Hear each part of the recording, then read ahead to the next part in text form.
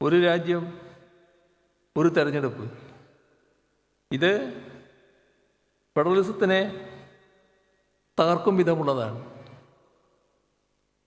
Parliamentary ജനാധിപത്യ വ്യവസ്ഥയെ presidential വ്യവസ്ഥ കൊണ്ട് പകരം വെക്കണമെന്ന കാഴ്ചപ്പാടാണ്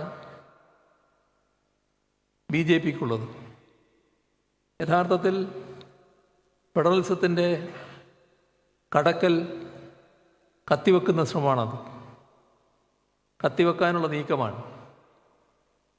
പാർലമെൻ്ററി വ്യവസ്ഥയിൽ വ്യത്യസ്ത മേഖലയിൽ നിന്നുള്ള ആളുകളാണ് പാർലമെൻറ്റിലേക്ക് വരിക. വൈവിധ്യങ്ങളുടെ കൂടിച്ചേരലായി മാറുന്നതിലൂടെ ഫെഡറലിസത്തെ ശക്തിപ്പെടുത്താനുള്ള ഉപാധിയായിട്ടാണത് മാറുക.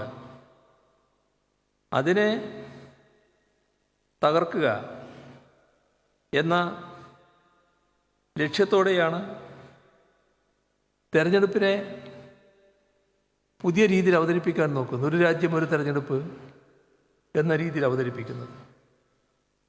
നമ്മുടെ രാജ്യത്തെ ഹിന്ദു രാഷ്ട്രമായി പ്രഖ്യാപിക്കണമെന്ന ആവശ്യം വരെ ഇതിൻ്റെ കൂടെ ഉയരുന്നുണ്ട് എന്നതും ശ്രദ്ധിക്കേണ്ട കാര്യമാണ്.